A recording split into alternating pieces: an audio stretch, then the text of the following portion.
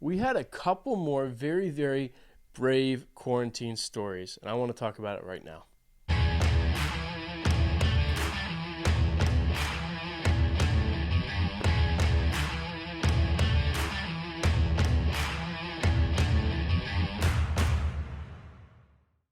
Good morning, Crossroads students. Hope everyone's doing fantastic on this Wednesday. I am wearing glasses, but they are not prescription. What they are is blue light glasses because of how bright the blue lights are behind me. They're to protect my eyes. No, I'm just kidding. So basically, these are actually suggested because apparently your cell phone emits blue light and it goes right to your retina and it hurts your eye or something. I don't really understand a lot of it, but the science kind of makes sense, and I just jumped on the bandwagon, and so I'm wearing blue light glasses. But anyway, so we had a couple people during quarantine have another or do another crazy thing, and that is get their hair cut into mullets. And so I want to put Ryan and Alex on the screen right now. These are a couple more Eldersburg campus guys, and they decided, you know what, go big or go home. Right now it's quarantine. They don't have to be anywhere. Why not have a mullet? And so I think they actually didn't turn out too bad, if I may say so myself, because I cut them.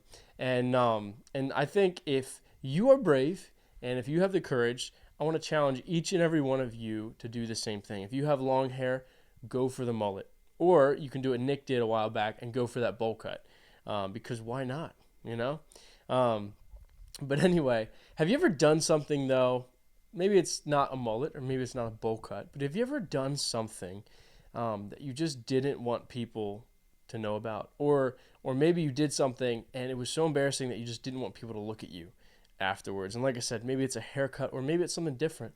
I remember my little sister, whenever she would get in trouble as a kid, she would get spanked or maybe sent to a timeout or her room or yelled at or whatever it was. And she would always, have to walk by us when we were sitting doing something. And she'd be like, stop looking at me, because we were brothers and we'd sit there and giggle and laugh at her. But sometimes that's how we feel. Don't look at me. Like, stop. And sometimes when we do bad things, we don't want people to know. And we don't want people to look at us. We kind of just want to cower away. And sometimes we even don't want God to look at us. And sometimes we don't really want to pray because we feel so bad about what we've done. Or maybe it's not what we've done, but the amount of times that we keep going back to the same thing. And because of that, we don't really feel right praying or going to God. But that's not the right posture that we need to have, because God gives us grace.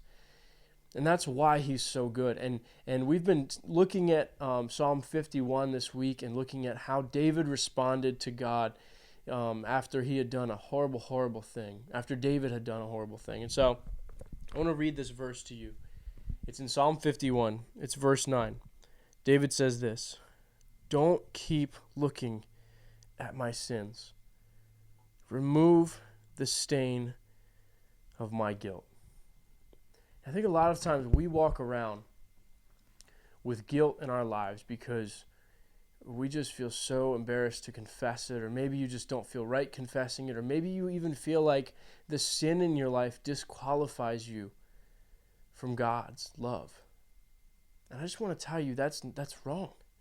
The sin in your life doesn't disqualify you from God's love, because God's love is so big and God's mercy is so great, and God's grace is for someone like you. It's for someone like me who has that sin in my life. And I'm just so thankful that God is the kind of God that you can go to and say, God, I'm sorry. Please don't look at my sin anymore. Please forgive me. Please take the stain of guilt out of my life and forgive me. And when we do that, God forgives. And God forgets. And it's incredible. And so I hope that was an encouragement to you this morning. Maybe there's something in your life that you just need to say, God, I'm sorry for. God, please help me move past this. Please forgive me for this. Because that's why God is there, and that's what makes God so great, is he will forgive.